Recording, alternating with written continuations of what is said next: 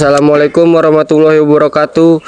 Kami dari kelompok 6 ingin memperkenalkan diri. Dengan saya Imam Muklisin dengan NIM 2024110030 dan rekan Saya Muhammad Kadafi dengan NIM 2024110029. Dan saya Irfan Abdul Aziz dengan NIM 2024110028. Ya, untuk hukum di Indonesia sudah cukup bahkan sangat adil untuk semua golongan masyarakat di Indonesia.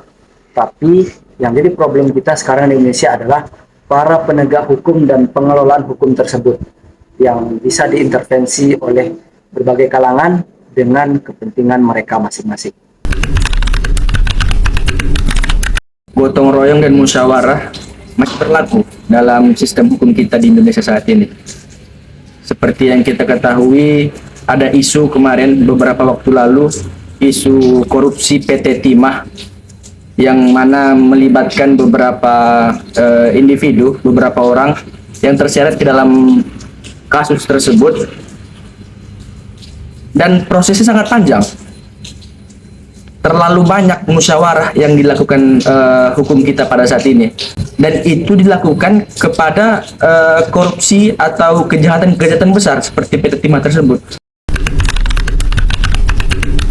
Prosesnya sangat lama karena yang sama-sama kita ketahui, kalau sudah ada kasus besar seperti korupsi ratusan triliun, itu pasti kasusnya kompleks.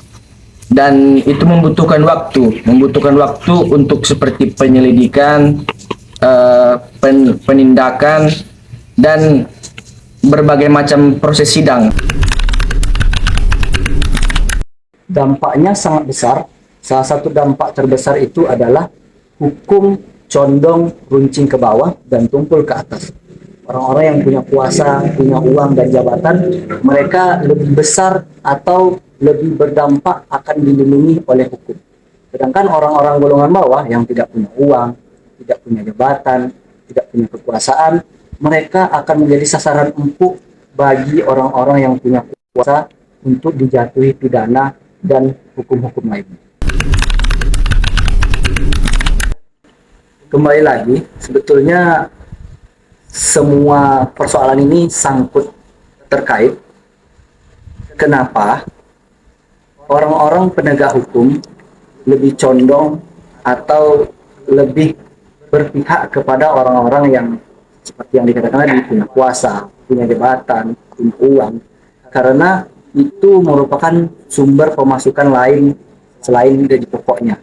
Nah, dari itu kita dapat mendeskripsikan bahwa penegak hukum ini lebih condong ke orang-orang yang punya jabatan, uang, dan kekuasaan, sehingga lebih merugikan kepada orang-orang yang tidak punya semua itu.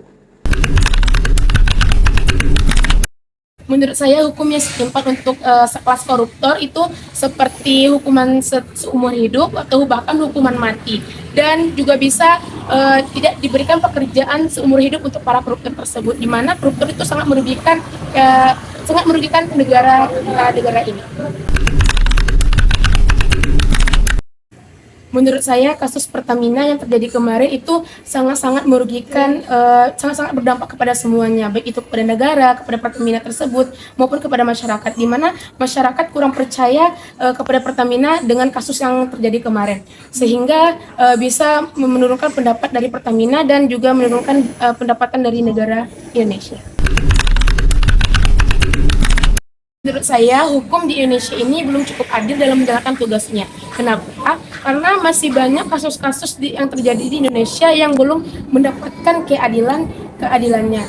Seperti nenek-nenek yang melakukan mungkin mencuri, tetapi tidak terlalu besar kasusnya, tetapi diberi hukuman yang sangat besar. Sedangkan orang yang berkasus besar seperti koruptor atau korupsi, dia mendapatkan pendingan atau mendapatkan hukuman yang sangat-sangat sedikit, dan itu menurut saya tidak setimpal. Jadi hukum di Indonesia itu belum berjalan secara adil. Sekian wawancara dari kelompok kami. Bila ada salah mohon dimaafkan. Kami akhiri dengan wabillahi taufik walhidayah. Assalamualaikum warahmatullahi wabarakatuh.